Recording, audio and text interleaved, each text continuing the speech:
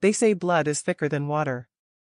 That family is supposed to be your foundation, your safe harbor.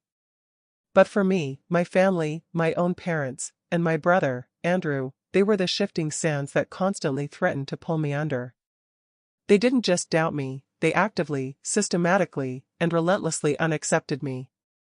I remember standing in the kitchen, barely 10 years old, showing my dad a drawing I'd spent all week on. It was an ambitious, complicated blueprint for a treehouse. Andrew, 2 years older, just rolled his eyes and scoffed, "Look, Dad, he drew a shack." My father chuckled, not at Andrew's cruelty, but at my effort. "Maybe stick to crayons, son," he said, patting my shoulder, the gesture feeling less like comfort and more like dismissal. That was the earliest memory I have of the pattern. Andrew was the golden boy. He had the sharp wit, the perfect grades, the effortless charm. He was the one destined for success. I, on the other hand, was always just me. Quiet. A dreamer. Someone who saw opportunity not in the rigid structure of the corporate world my father idealized, but in the messy, unpredictable world of creation and innovation. As we grew, the gap between Andrew and me became a chasm. He went to the right schools, joined the right clubs, and wore the right expensive suit that my parents proudly paid for. I took a different path. A path they immediately criticized as soft, risky, and guaranteed to fail. "You're going to major in what?" My mother had stared at me over the dinner table when I announced my college choice, not the Ivy League school Andrew attended, but a smaller university focused on design and digital media. "That's a hobby, not a career. You'll never be stable. You'll never be able to afford a decent life." Her words weren't a warning, they were a sentence. A prophecy she desperately wanted to fulfill. Andrew, of course, piled on. "You're wasting Dad's money. When you're 30 and living in a rental, I'll be inviting you over to my estate to mow the lawn." He delivered the line with a smug, easy smile, and my parents laughed. They laughed right along with him. And I sat there, quietly eating my dinner, learning the most painful lesson of my young adult life: their love was conditional, and I failed the condition. The constant comparison was the emotional weight I carried every single day. Andrew would call, announcing a new promotion at his high-status job, and the whole family would burst into applause. I would mention a successful new project I'd launched online, a digital product that was quietly generating income, and I'd get a quick, "That's nice, dear," before the conversation immediately shifted back to Andrew's 5-year plan. They didn't just not understand my path, they actively refused to validate it. They couldn't categorize what I did, so they deemed it worthless. They measured success only in terms of visible, traditional wealth, titles, corporate hierarchy, and, most importantly, brick-and-mortar property. Andrew was already talking about buying a massive, prestigious home in the wealthy part of the city, the kind of house with columns and a 3-car garage. The kind of house my parents viewed as the only true sign of achievement. I watched them invest all their hope, praise, and emotional energy into Andrew. And what did I get? Pity. Advice. And that constant, draining lack of acceptance. I started retreating. I stopped fighting for their approval because I realized a fundamental truth: they weren't rejecting my choices, they were rejecting me. And somewhere in the silent, burning core of that rejection, a seed was planted. A seed of quiet, determined defiance. I knew then that the only way to earn my peace, and perhaps the only way to shatter their toxic worldview, was not to argue, but to succeed. Not just succeed, but succeed in a way that was so undeniable, so colossal, that their words would become dust in the wind. I didn't want violence, I didn't want ruin for them. I wanted justice, delivered with a stunning, silent elegance that would leave them utterly speechless. The day I realized this, everything changed. I stopped talking and started planning. The game was on. The next 5 years were a study in silent emotional warfare. While Andrew enjoyed the limelight, the constant praise, and the financial safety net our parents provided, I was in the trenches. My parents insisted I needed a real job and pressured me endlessly. "You're 30 now," my dad said during a tense phone call, the disapproval thick in his voice. Andrew just secured his senior VP role. He's closing on that property next month. Where are you? Still running those silly websites? The silly websites were actually thriving digital businesses, quietly generating multiple income streams far exceeding Andrew's VP salary. But to my parents, if they couldn't touch it, see it, or use it to brag to their friends, it didn't count. The pressure peaked when Andrew decided to rub his success in my face. He invited me to lunch and spent the entire time talking about the Preston Heights estate. "It's incredible, man," he said, leaning back in his chair, taking a slow sip of his very expensive wine. "The pool, the view, the whole 9 yards. Dad actually went with me to the final viewing. He cried, he was so proud. You should see the custom library. That's something you could only dream of filling with your used books, right?" He meant it as a joke, but the laughter in his eyes was pure malice. He needed my failure to validate his success. "It sounds nice, Andrew," I replied, keeping my voice neutral, pouring myself a glass of water. Inside, a cold fire was raging. "Nice? It's the standard, little brother. It's what real success looks like. Honestly, the only way you'll ever get inside a place like Preston is if I hire you to maintain the grounds." "Hey, maybe I will." Good honest work for a guy who chose a hobby for a career. The contempt was palpable. I looked at him, dressed in his $1,000 suit, confident, entitled. He was their masterpiece, and I was the smudge they wished they could erase. My parents reinforced this constantly. They visited Andrew's new house multiple times before he even closed on it. Every phone call, every family gathering, was dominated by discussions of fixtures, granite countertops, and the prestige of the Preston Heights neighborhood. "Oh, it's just so exclusive," my mother sighed one evening over a video call. "We're so proud to have a son who achieved this. I mean, can you imagine, honey? A house like that. The security, the reputation. It's untouchable." Then, the punch. She turned her gaze directly to the screen where I was sitting, a faint look of pity clouding her eyes. "You know, maybe you should think about moving back home, honey. Just until one of your little projects finally pays off. You could save some rent. Because let's be honest," she lowered her voice slightly, but Andrew was listening, "you'll never own a house like Preston." Andrew laughed. A loud, booming laugh that echoed in the background. My father, instead of stepping in, simply nodded. "He's right. That kind of life, it's just not for everyone." The betrayal in that moment was absolute. It wasn't just Andrew's mockery, it was the consensus of my whole family. They had written my future, and it was a small, dusty, unglamorous one. I took a deep breath. "I appreciate the offer, Mom," I said, forcing a calm tone. "But I'm fine. I'm busy. I have a lot of things in the pipeline." "Pipelines, websites, hobbies," my father grumbled. "Andrew has a mortgage, an investment, real collateral." That night, I didn't sleep.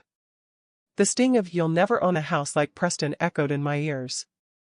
I opened my laptop, but I wasn't looking at my business spreadsheets. I was looking at real estate listings. Not just any listings. I was looking at Preston Heights. I had been building wealth quietly. Aggressively. My businesses were structured to be low profile, high yield. I didn't need a corporate title or a flashy office building to be successful. I had been operating in the shadows, letting Andrew have the glory while I amassed the gold. I knew exactly what I had to do. The revenge couldn't be petty. It had to be poetic. It had to be about proving them wrong on their own terms, in their own chosen arena of success. The key to their acceptance was not love, but status. And I was about to buy the biggest, most undeniable status symbol I could find. The plan was audacious, risky, and meticulously calculated. I had to become the shadow buyer, the one who moved silently and with lethal efficiency, while my family was distracted by Andrew's loud, predictable fanfare. Andrew was closing on his house next month. That gave me 4 weeks. The first step was to identify a property that wasn't just like Andrew's, but was objectively superior, and in the exact same exclusive neighborhood. I pored over the listings for Preston Heights. The neighborhood had only 2 or 3 properties available at any given time. I wasn't just looking for a house, I was looking for the statement. I found it. It was an older estate, sitting on a double lot, tucked away behind a sprawling iron gate. It was the largest property in the whole neighborhood, but it had been quietly listed by a high-end, discreet agency. The price tag was staggering, easily 50% higher than Andrew's future house. And it had one key feature: it was right down the street, close enough to be an insult, but far enough to be a crushing defeat.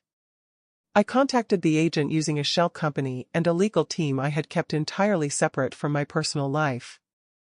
The negotiations were fast, firm, and entirely cash-based. My goal wasn't to get a deal, my goal was speed and secrecy. I had to close before Andrew's date. The moment they said cash offer, the sellers and the agency treated me like royalty. It was funny how quickly money changed the conversation, something my parents had always preached, but never thought I possessed. I hired a designer and a small crew. I didn't need months of renovation, I needed a week of aggressive, high-impact staging. New landscaping, a deep clean, updated lighting. The house was already magnificent, but I needed it to sparkle, ready for its grand debut. During this intense 4-week period, I became a ghost to my family. I avoided calls, claiming I was too busy with work. This, of course, reinforced their belief that I was struggling and scrambling to make ends meet. Every time I heard my mother's voicemail wishing me luck in finding a stable path, it fueled the fire. Meanwhile, Andrew was getting louder. He was sending pictures of the closing documents, the loan approvals, the expensive furniture he was buying. He was scheduling a private, informal house tour for my parents the week before his official closing. A celebratory walkthrough. "We need to see Andrew's vision come to life," my mother gushed on the phone. "This is what success looks like, honey. A safe investment. A real legacy. It's going to be so wonderful." The date of their private tour was set for Friday. My closing date? Thursday. The precision was everything. I had to synchronize my reveal perfectly with their moment of maximum self-satisfaction and pride in Andrew. The higher they were on the pedestal of Andrew's achievement, the farther they would fall. The day before my closing, Andrew called me. He sounded triumphant. "Hey, little brother. Guess who's moving to Preston Heights?" "Sounds exciting, Andrew." "It is. Listen, Mom and Dad are coming over tomorrow for a special walkthrough. Just the 3 of us. Why don't you join? I mean, you've never seen a real luxury estate, right? You could take notes for your next video game background," he sneered. I paused, letting the silence stretch, savoring the irony. "Thanks for the invitation, Andrew. But I have a very important, scheduled client meeting tomorrow. I can't reschedule it." "Suit yourself," he replied, his voice laced with pity. "Missing out on history. Mom was hoping you'd finally see what true achievement looks like." "I think I already do, Andrew," I said softly, my voice holding a depth he couldn't possibly recognize. "Have a great tour." The next day, Thursday, my closing went off without a hitch. Sitting in the lawyer's office, signing the final paperwork, the gravity of what I had done finally hit me. I hadn't just bought a house, I had bought the ultimate power move.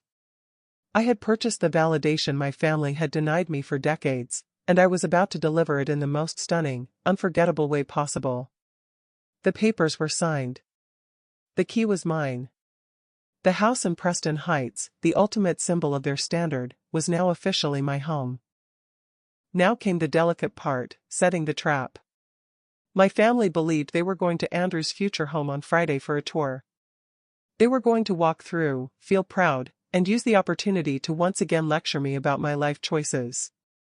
I needed to let them do that, to feel their sense of smug security, before the rug was completely pulled out from under them. I decided to play the part of the struggling, excluded son one last time. Early Friday morning, my mother sent a text, a picture of Andrew beaming in front of the house, his arm around my father. The text read, "Getting ready for the big tour. Wish you were here, honey. Maybe one day you'll understand why this means so much to us."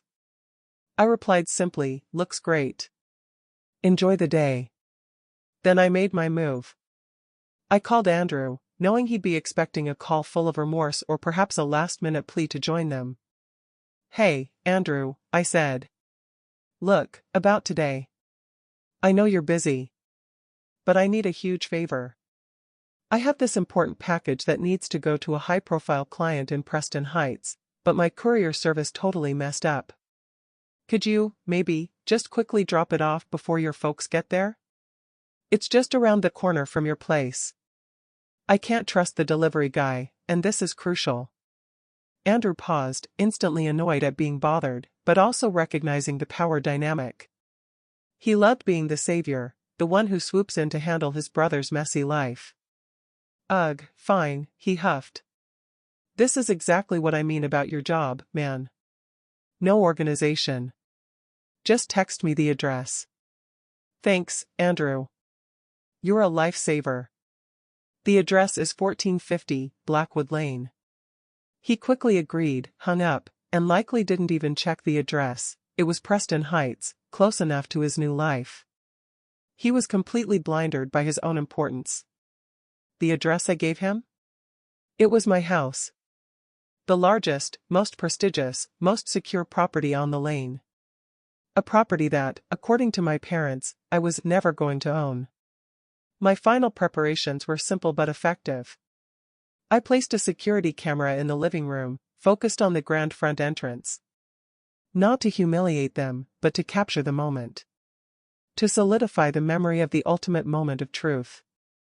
I then drove to the estate, entering through the back gate with the new security code. I set the package, a simple, elegant gift-wrapped box containing nothing but the deed to the property, on the antique table in the grand foyer. I knew Andrew wouldn't be able to resist a quick peek inside the box before dropping it off, but I needed the moment to unfold in person. I waited in the study, watching the security monitor. Soon, Andrew's luxury sedan pulled up the long, sweeping driveway. He got out, looking annoyed. He glanced around at the immaculate, huge facade, slightly confused. The house was far grander than the one he was buying. He checked the house number, then his phone. He probably thought he was dropping off a package for a major local executive. He rang the bell. No answer. He checked the front porch, spotted the lockbox containing the key that I had purposefully left ajar and visible on the porch bench. He'd seen this setup 100 times with realtors. He took the key, frowning, and let himself in. The door opened, and he stepped into the breathtakingly grand foyer. He froze. The sight of the foyer alone, the vaulted ceilings, the crystal chandelier, the marble floors, was far beyond anything in his own purchase. He saw the package on the table and picked it up. He was clearly looking for an employee or a staff member. He was completely alone. He shook the package. He was looking at his phone, probably texting me to ask who the heck lived here. Then, the final piece of the trap. I walked out of the study. "Andrew," I said, my voice calm, cutting through the silence of the massive house. Andrew spun around, dropping his phone onto the marble floor. He was utterly, completely shocked. Not just that I was there, but that I was there, seemingly comfortable, in the grandest house in Preston Heights. What are you doing here?" he stammered, staring at my casual attire, the man he called the failure standing in the room he idolized. Are you house-sitting? Is this your client's house?" I took a slow, deliberate step toward him. "Your little package," I said, nodding toward the gift-wrapped box he still held, "is exactly where it needs to be." And then, before he could process what was happening, his own car alarm beeped. It was my parents' car pulling up the drive. The second phase of the shock was about to begin. Andrew's eyes, already wide with confusion and shock, darted from me to the massive mahogany front doors, where he could now hear the distinct sounds of my parents' cheerful voices approaching. He looked back at me, his expression twisting into panic. "They're coming here." "What did you do, man? Is this a joke?" "Who owns this place?" he hissed, stepping closer, his voice strained. "And why do you have the key?" I stood my ground, calm and centered. This was the moment I had waited decades for. "Don't worry, Andrew," I said, a faint smile touching my lips. "They're here for the house tour. You invited them, remember?" Before he could respond, the door swung open, and my parents, mother radiant in her favorite coat, father adjusting his expensive jacket, stepped inside. They stopped dead in their tracks. They didn't see the gold standard of success yet. They saw their two sons standing in a vast, silent, intimidatingly beautiful foyer that was definitely not the house Andrew was supposed to be buying down the street. "Andrew? What is this?" my mother whispered, her face falling from triumphant pride to immediate confusion. "This isn't the property. This is much bigger. Much grander." My father, the pragmatic one, immediately focused on Andrew. "Did the closing fall through? Did you make a mistake? Andrew, tell us what's going on." Andrew was caught.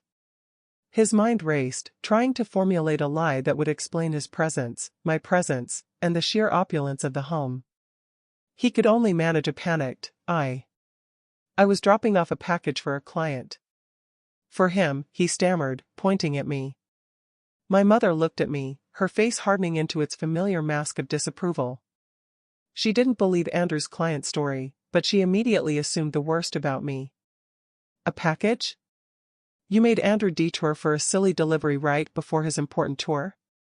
Honestly, can't you manage anything correctly?" The accusation, delivered so reflexively and with such contempt, landed with a heavy weight. It was the last, bitter drop of poison I needed to empty from their well of judgment. "No, Mom," I said, my voice cutting through the confusion, steady and strong. "Andrew didn't detour. And I didn't make a mistake." I walked over to Andrew, who was still clutching the gift-wrapped box. I gently took it from his hands. "This house," I continued, addressing all three of them, letting my gaze linger on the intricate carved details of the high ceiling. "This place they told you was untouchable?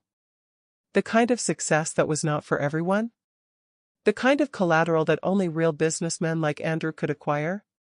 My mother's hand instinctively went to her throat. My father looked from the sheer size of the room to me, his son, trying to connect the dots. Andrew just stared, his eyes flicking between me and the grand staircase, his arrogance dissolving into sheer dread. "Welcome to the house tour," I stated, my voice softening, "of my home." The air left the room. It wasn't a sudden explosion, it was a slow, crushing realization. My mother swayed slightly, leaning on the marble archway. My father's jaw went slack. And Andrew? Andrew just looked like a building had collapsed on him. "This is not possible," my father finally choked out, his voice thin and hollow. "Andrew is buying down the street. This house, this is the highest sale in the neighborhood this quarter." The agency was extremely discreet. Who are you? How?" I held up the small, beautifully wrapped package. "Andrew, remember that important package for the high-profile client? The one that needed to be dropped off here, at 1450 Blackwood Lane?" I tore the gift paper away and opened the box. Inside was the crisp, official deed. I handed it to my father, the man who had always demanded real collateral. He unfolded the document, his hands trembling. He scanned the legal language, his eyes searching for a flaw, a mistake, a joke. But there, in bold, undeniable legal script, was my name. The sole owner. My mother looked over his shoulder, reading the name on the deed. She didn't faint, she didn't scream. She did something far more chilling, she completely shut down. The proud, critical light in her eyes extinguished, replaced by a devastating emptiness. "You called my businesses silly websites, Mom," I said quietly, addressing the deepest wound. "You said I'd never be stable. Dad, you said my path wasn't real. You both poured every ounce of pride and expectation into Andrew, leaving me the emotional equivalent of spare change. Andrew finally found his voice, high and accusing. This is payback. This is just to hurt me. Why would you do this? We're family. No, Andrew, I countered, looking him straight in the eye, the fire in my stomach finally easing. This is not to hurt you. This is to free myself. This is the only language you and our parents ever truly understood, undeniable status. You kept pushing me down with your mockery and your standards. I didn't argue. I didn't fight back with words. I simply went out and secured the ultimate victory, entirely on my own terms, using the very skills you all dismissed as a hobby. I wasn't accepted by my parents, I concluded, gesturing to the expanse of the home, because I wasn't Andrew. Now, you've seen the house tour, and you know the truth. Everything truly has changed. The confrontation ended not with shouting, but with a crushing, suffocating silence. My parents didn't stay long. They barely managed to mumble a few incoherent phrases about being surprised and confused before turning and walking back to their car, leaving Andrew standing there alone, shattered. Andrew looked at me, and for the first time in his life, his arrogance was gone. All I saw was a man realizing his entire foundation of pride was built on sand. You did this deliberately, he muttered, picking up his fallen phone. All the secrecy, the mystery client, you let me talk about my house, you let Mom and Dad get excited, just to do this. You did that to yourself, Andrew, I responded, my voice now genuinely tired. The revenge was complete, and the elation was strangely muted, replaced by a profound sadness. I simply showed up to my own life. I spent decades watching you ridicule me for working on my own path. I let you believe your achievement was the peak, when really, it was just the path of least resistance, the path they paved for you. He didn't have an answer. He turned and walked out, his steps slow and heavy, a defeated man retreating from a war he hadn't known he was fighting. The front doors closed behind him with a resonant click. I was alone in my magnificent, silent home. The immediate high of the revenge was gone, leaving only the reality of the emotional void my family had created. I had won the battle for status, but had I won the war for peace? The following days were marked by awkward, cautious contact. My father called first. He didn't apologize. He didn't even try to congratulate me. He wanted to talk business. Son, he said, his voice now entirely different, respectful, bordering on deferential. We need to talk about your investments. This digital business, perhaps you should let me look at your books. I could help you structure your portfolio. I smiled faintly into the phone. No, Dad. You had decades to believe in my judgment. You chose not to. I don't need your help, or your validation, anymore. He tried to argue, but the old authority was gone. It had been replaced by a desperate, newly found respect that tasted like ash. I had proved my worth through the thing they valued most, and now they desperately wanted to be associated with it. My mother's approach was more emotional. She started sending long, remorseful texts about how she never meant to hurt me, and how she always knew I was capable. But her words lacked the sincerity of true change. She was still trying to fit me into her narrative, the narrative of the successful son she could now brag about. But I had exited her script entirely. I responded simply, I need space to process the past 30 years of unacceptance, Mom. I appreciate the recognition, but the hurt doesn't just disappear with a deed to a house. Andrew kept his distance, nursing his wounded ego. His closing went through, and he moved into his house, but the glow was gone. His parents' pride was now diluted, constantly shadowed by the knowledge that his peak achievement was still dwarfed by mine, the one they had rejected. I realized the true victory wasn't the house itself. It was the silence. The silence where their constant criticism used to be. The silence of their judgment. I had finally achieved the one thing I couldn't buy with money or talent, peace from their expectations. My life didn't change overnight. I still ran my businesses, I still worked hard. But now, when I sat down at my desk, I did it for my fulfillment, not for their approval. The house was a symbol of my independence, a beautiful fortress against their toxic worldview. Years later, I still live in that grand house, though its significance has shifted entirely. It is no longer a tool of revenge, but a monument to self-belief. The truth is, revenge is a tricky thing. When the dust settled, I didn't feel triumphant glee. I felt a deep, profound sadness for the family I never had. I saw the empty achievement that Andrew chased, and the hollow pride my parents lived by. Their entire value system was exposed as fragile, conditional, and ultimately, self-defeating. I realized the biggest tragedy wasn't their betrayal of me, but their betrayal of themselves.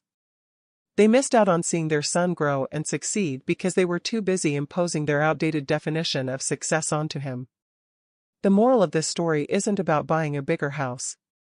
It's about finding the courage to build your own standard. When they told me I wasn't like Andrew, they were right. I wasn't. I was charting a course that required creativity, risk, and a thick skin. They mistook my quiet diligence for laziness, and my unconventional income streams for instability. If you are listening to this, and you are the one who is unaccepted, the one constantly compared to a golden sibling, or the one whose dreams are dismissed as hobbies, listen closely to this lesson. Do not let their lack of vision define your reality. The moment I stopped fighting for their approval and started pouring that energy into my passion, everything changed.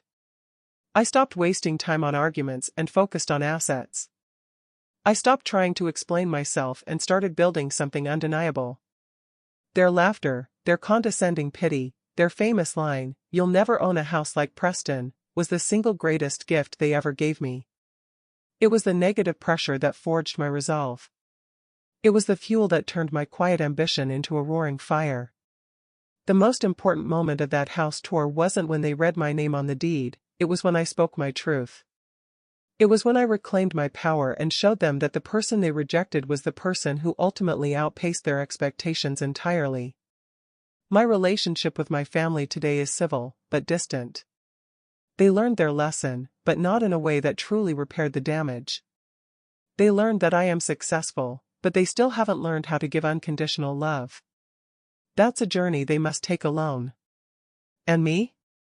I walk through the halls of this house, this trophy of my defiance, and I am no longer defined by their judgment. I am defined by the fact that I survived their unacceptance. I built my empire from the ground up, and when they mocked my path, I simply answered with the front door of my home. Never forget your worth. Never let others set the terms of your success. And when they look down on you, don't argue, just keep building, keep planning, and let the shock of your eventual reveal be your ultimate, elegant, and peaceful revenge.